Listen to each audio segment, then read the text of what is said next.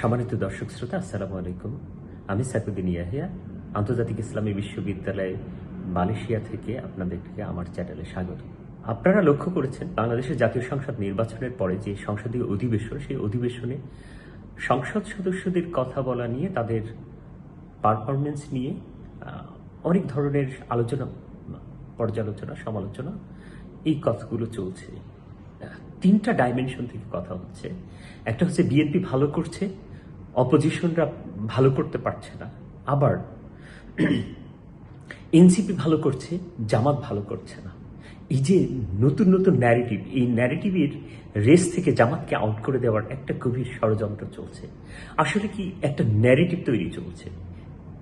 এই যে একটা কমপ্লেক্স ন্যারেটিভ তৈরি করে এই রেস থেকে জামাতকে কি আউট করে দিতে চায়, এই জায়গা থেকে আসলে মানে পলিটিক্যাল সায়েন্সের কম্পারেটিভ পলিটিক্স বা পাবলিক পলিসি অ্যানালাইসিস আমি কোর্স করেছিলাম, আমার মাস্টার্স এবং পিএইচডি, এবং মানে যারা শিখিয়েছেন, ওয়ার্ল্ডের সেরা স্কলাররা শিখিয়েছেন, সেই জায়গা থেকে আমি আসলে কিভাবে দেখেছি।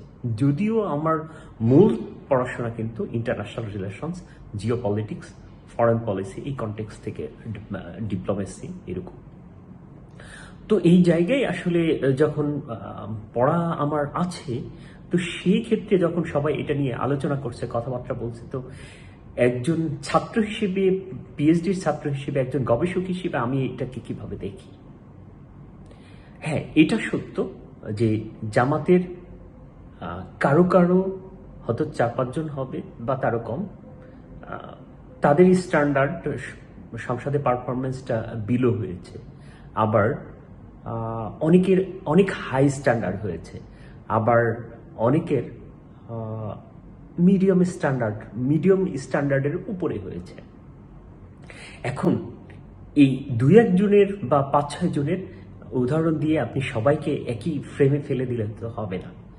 আবার এনসিপির মধ্যে সবচেয়ে ভালো করেছেন হাসনাত আবদুল্লাহ। এখন হাসনাত আবদুল্লাহকে দিয়ে টোটাল এনসিপিকে কাউন্ট করে যদি জামাতের সাথে কম্পেয়ার করে জামাতকে রেস থেকে আউট করে দেওয়া হয়, এটা একটা মিডিয়া ন্যারেটিভ, এবং তাদের মধ্যে ইন্টারনালি প্রবলেম বাঁধানোর একটা ন্যারেটিভের একটা উদ্দেশ্য হতে পারে। আচ্ছা, বিএনপি ইচ্ছাকৃতভাবে এটা করছে। তা এখন আসলে কেন এমন হচ্ছে, মানে এনসিপির অনেকেই মোটামুটি ভালো করছেন, আবার একজন বেশি ভালো করছেন। এটার কারণ হচ্ছে জামাতের সংসদ সদস্যদের সংসদে কথা বলার ধরন দেখে মনে হচ্ছে এখানে কথা বলার জন্য তাদের কোনো হোমওয়ার্ক করা হয়নি, এমনকি কোনো প্র্যাকটিসও করা হয়নি। এমনকি তারা হয়তো, যারা অভিযোগ করেছে তারা মনে করেছে যে জামাতের লোকজন মনে করেছে যে স্টেজেই মেরে দিব। আচ্ছা, আমরা যদি জামাতের সংসদ সদস্যদের যে মেন্টর যারা, তারা কি কোনো মেনটেন্স করে? কোনো philosopher, political scientist, public policy analyst, অর্থনীতিবিদদের কাছে তারা যায় না, বসে না, আবার নিজেরাও পড়াশোনা খুব কম করে, এরকম অভিযোগ আছে। হ্যাঁ, আমি এর সত্যতা মেনে নিলাম এবং এই অভিযোগকে আমি আমলে নিলাম। অন্যদিকে অনেক ছোট বড় দলের সংসদ সদস্যরা মেন্টর, ফিলোসফারদের কাছে যায়, বসে এবং বলে আমাদের জন্য ভালো political scientist, public policy analyst, সংবিধান এক্সপার্ট, অর্থনীতিবিদদের সন্ধান দেন।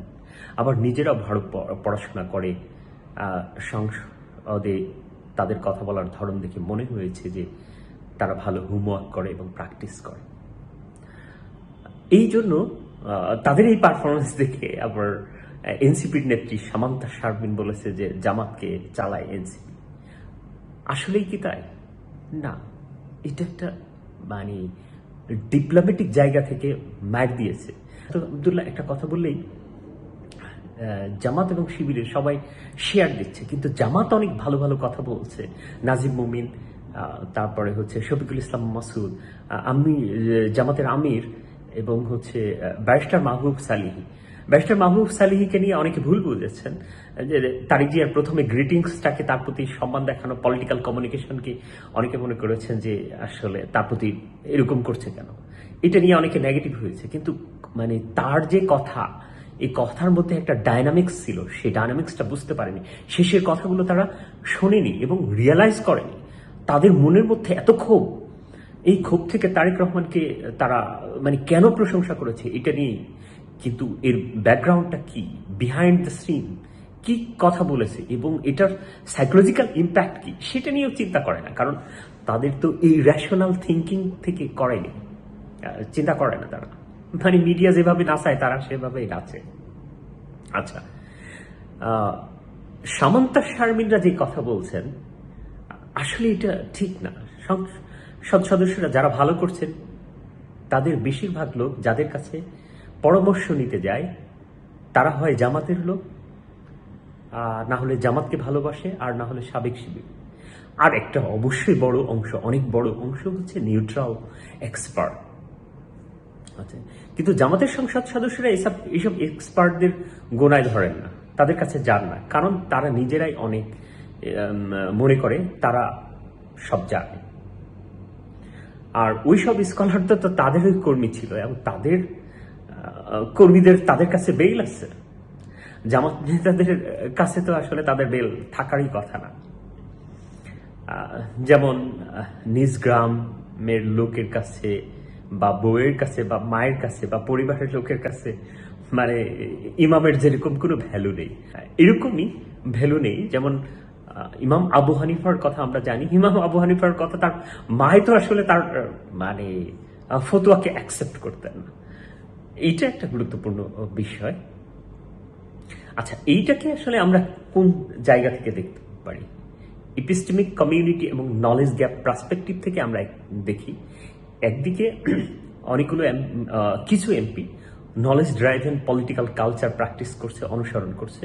বিপরীতে কিছু এমপি তারা নলেজ আইসোলেশন বা নলেজ থেকে বিচ্ছিন্ন হয়ে গিয়েছে, এরকম দেখা যাচ্ছে। ইপিস্টেমিক কমিউনিটিকে তারা গুরুত্ব দিচ্ছে না। এলিট থিওরির আলোকে এটা যদি আমরা দেখি তাহলে রাজনৈতিক সংগঠনগুলো প্রায়ই একটি এলিট গ্রুপ মেনটেন্স করে এবং তাদের দ্বারাই নিয়ন্ত্রিত হয়। জামাত আসলে ক্লোজ এলিট স্ট্রাকচার ফলো করে, কারণ তারা এটা কারণ আছে যে অন্য কোনো কিছু দিয়ে দ্বারা প্রভাবিত যেন না হয়, যার কারণে তারা এটা করে। এটা করলে একটা প্রবলেম আছে, এর ইনোভেটিভ ক্যাপাসিটিটা কমে যায় আর পলিসি কোয়ালিটি কখনো কখনো দুর্বল হয়ে যেতে পারে। কিন্তু এর মানে এই নয় যে হয়ে যাবে, অনেক ভালো থাকে। কিন্তু এখানে আরেকটা প্রবলেম আছে, কোনো কোনো ক্ষেত্রে এরা প্রশ্নটা কম গ্রহণ করে, প্রশ্ন এবং নতুন জ্ঞান তারা কম গ্রহণ করে থাকে, এরকম মনে হয়। গ্রহণ করে না এরকম না, করে। যদি না করতো তাহলে এই নির্বাচনে মানে বাহির থেকে তার যে পলিসি সামিট হলো তার লোকজনকে অ্যাকোমোডেট করেছে এবং যা করেছে তার খুবই সামান্য করেছে। এটা মানে দুইজন ব্যক্তির ক্রেডিটটা সবচেয়ে বেশি, একটা ব্যারিস্টার মাহবুব সালেহি আর একটা হচ্ছে আমিরে জামাতের আমির, এখন বিরোধী দলীয় প্রধান।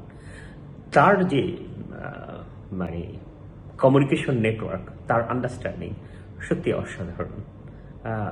মানে শফিকুর রহমানের মতো আরো মানুষ জামাতে যে দরকার, এটা হয়তো সব জায়গায় সব মানুষ বুঝতে পারে, উপলব্ধি করে। আচ্ছা, রেশনাল চয়েস থিওরি অনুসারে রাজনীতিবিদরা এমন আচরণ করেন সংসদে, কোন ধরনের আচরণ করেন? এই আচরণ করলে তাদের পাওয়ার, তাদের ভোটার এবং তাদের ইনফ্লুয়েন্স বাড়ে, এই জন্য তারা তাদের মতো করে সংসদে ইয়া করেন। এখন এই বিষয়টা কি জামাতের নেতৃবৃন্দ বুঝেন? জামাতের এমপিরা আবার কিছু কিছু এমপি মনে করেন ভালো প্রস্তুতি, এক্সপার্ট কনসালটেশন তাদের ক্রেডিবিলিটি বাড়ায়। বিপরীতে অনেকেই মনে করেন, বিশেষ করে জামাতের লোক মনে করতে পারেন যে কোর সাপোর্ট বেস ধরে রাখতে মানে তাদের যে নিজস্ব পলিটিক্যাল আন্ডারস্ট্যান্ডিং, তাদের ফিলসফিক্যাল গ্রাউন্ড, সেটার উপরে তারা নির্ভর করে, যার কারণে এক্সপার্ট এনগেজমেন্ট তার কম আগ্রহী হয়। কিন্তু এখানে একটি গুরুত্বপূর্ণ বিষয় হলো, সবসময় কম পড়াশোনা মানে অযোগ্যতা না, কখনো কখনো এটি স্ট্র্যাটেজিক চয়েসও হতে পারে। একটি গুরুত্বপূর্ণ বিষয় আমাদেরকে জানা থাকা দরকার যে এনসিপির অনেকগুলো রিসার্চ ইনস্টিটিউশন অলরেডি হয়ে গেছে, 4 থেকে 5টা। জামাতের কিছু রিসার্চ ইনস্টিটিউশন আছে, কিন্তু সেই জায়গাগুলো তারা যাদেরকে বসায়, জামাতের সমস্যা হচ্ছে তার স্ট্রাকচারের বাহিরে অন্যতম কাউকে বসায় না। এখন ধরেন একজন পিএইচডি গবেষককেই বসাইলেন, এখন বাংলাদেশে পিএইচডি করেছেন, তার ডেটা সায়েন্স সম্পর্কে আইডিয়া নাই, রিসার্চ ম্যাথোডোলজি সম্পর্কে তেমন আইডিয়া নাই, নতুন ওয়ার্ড সম্পর্কে ধারণা নেই, কিন্তু তার নলেজ প্রোডাকশন ক্যাপাসিটির জায়গায় মানে ধারণা নাই, বা ওয়ার্ল্ড কমিউনিটির সাথে কিভাবে কমিউনিকেট করতে হয়, নেটওয়ার্কিং তৈরি করতে হয়, বা সোশ্যাল সাইকোলজির সাথে কেমন করে কানেকশন তৈরি করতে হয়, বা সোসাইটি কিভাবে রিড করতে হয়, এই বিষয়গুলো কি তাদের গ্যাপ আছে? আমার কাছে মনে হয় হয়তো থাকতেও পারে। এবং যারা দেশে পিএইচডি করেছেন তারা এই ধরনের নিউ ডাইমেনশন থেকে তারা চিন্তা করতে পারেন না। সবাই যে পারেন না বিষয়টি এরকম না, পারেন, কিন্তু যাদেরকে বসায় রাখা হয় তারা কি শুধুই রিসার্চের জন্য বসে থাকেন? না, তাদের এতগুলো দায়িত্ব থাকে যে তারা নতুন কিছু ইনোভেশন নিয়ে আসার চিন্তা করার সময় পান না। এটা খুবই খারাপ। আবার যাদেরকে নিচে রাখা হয় তারাও ওরকম প্রোডাক্টিভ না, কারণ হচ্ছে বাইরে পড়াশোনা করে রিসার্চের যে প্যাটার্ন, নতুন নতুন প্যাটার্ন, সেই প্যাটার্নের সাথে অ্যাডজাস্ট করে ডেটা অ্যানালাইসিস করে সেই জায়গায় ম্যাথোডোলজিক্যাল কনক্রিট ম্যাথোডোলজিক্যাল আন্ডারস্ট্যান্ডিং থেকে সায়েন্টিফিক পারফেক্ট একটা অ্যাপ্রোচের মধ্য দিয়ে যে রিসার্চ, সেই রিসার্চটা কি হয়? এটা একটা গুরুত্বপূর্ণ কোশ্চেন। না, হয় না।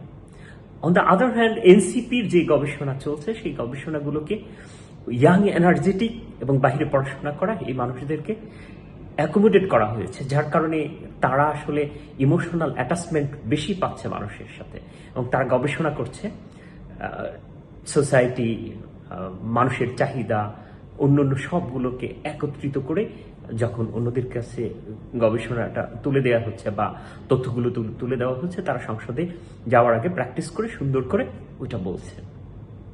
এই জন্য আবার তাদের ব্যক্তিগতভাবে যারা এনসিপির নেতৃবৃন্দ আছেন, তারা বাহিরে যারা পিএইচডি করেছেন, তারাও কিন্তু ভালো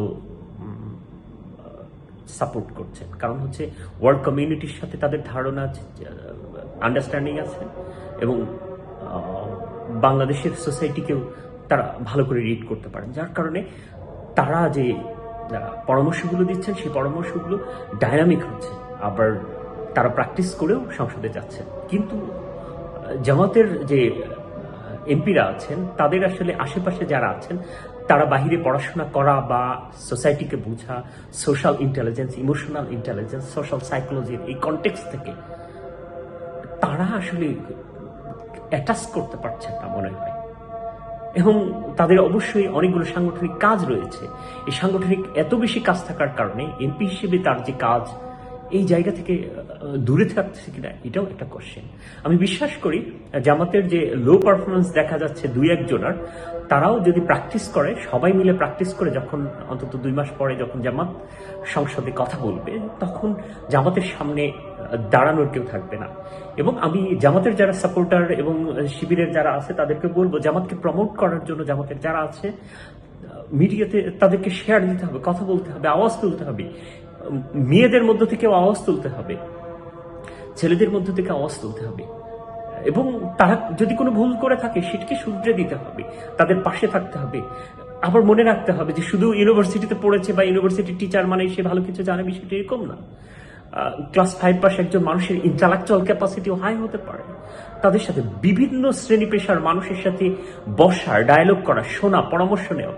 হ্যাঁ, আপনি হয়তো অনেক কিছু জানেন, কিন্তু তার কথা শোনার পরে আপনার মনের মধ্যে নতুন একটা ওই যে থিসিস, অ্যান্টিথিসিস, সিনথিসিস থেকে নতুন কিছুর জন্ম হবে। সেই নতুন কিছু দিয়ে আপনি সবাইকে মাত করে দিতে পারেন। আমি আশা করছি জামাতের নেতৃবৃন্দ এই বিষয়টাকে ফোকাস করবেন, এবং জাতির প্রত্যাশাটা এত এসে গেছে যে বিএনপি যারা বা অন্যরা যারা, তাদের কাছে এত চাওয়া বা প্রত্যাশা নেই, যার কারণে তাদের বিষয় নিয়ে কথা হয় না। কিন্তু জামাত নিয়ে এত কথা হচ্ছে কেন? কারণ তারা মনে করে যে জামাত মানে তাদের কাছে আনবিলিভেবল। এই জায়গায় তাদের পারফরমেন্স আরো বেশি হাই হতে হবে। এই যে জায়গাটা, মানুষের প্রত্যাশাটাকে মেটানোর জন্য অনেক বেশি হার্ডওয়ার্ক করতে হবে, হোমওয়ার্ক করতে হবে, এবং প্র্যাকটিস করতে হবে জামাতের এমপিদেরকে। শফিকুর রহমান ভালো করছেন, নাজিব মোমেন ভালো করেছেন, ব্যারিস্টার মাহবুব সালিহ ভালো করেছেন, শফিকুল ইসলাম মাসুদ ভালো করছেন। হয়তো দুই একজন যারা হচ্ছে এমপি আছেন জামাতের, দুই একজন আসলে দেখে পড়তে গিয়ে পড়তে পারছেন না। এটা আসলে খুবই খারাপ দেখা যাচ্ছে, এটা জামাতের এমপিদের সাথে যায় না। যেটা দেখে মনে হচ্ছে যে আওয়ামী লীগ আমলের যে মহিলা এমপিরা ছিলেন তারা পড়তে পারতেন না, খবরের কাগজ পর্যন্ত সংসদে যেরকম পড়তেন, দেখে দেখে কি যে অবস্থা হতো। এরকম একটা জায়গায় মানুষ যদি দেখে তাহলে এটি খুবই খারাপ হবে। আগামীর মনে রাখবেন জামাতের সকল এমপিদের উপরে যে আগামীর সবকিছু আপনাদের উপর নির্ভর করছে। পুরো রাজনীতির ডায়নামিক্সটাকে আপনারা চেঞ্জ করে দিতে পারেন। এই জায়গায় আপনাদের অনেক কিছু করণীয় আছে। এখন দায়িত্ব আপনাদের, জাতি আপনাদের দিকে তাকিয়ে আছে, আপনাদের প্রতি অনেক আবেগ, ইমোশন সবকিছু নিয়ে তারা আপনাদের প্রতীক্ষা করছে। আশা করি আপনারা ভালো কিছু করবেন। ভালো থাকবেন সবাই। আসসালামু আলাইকুম।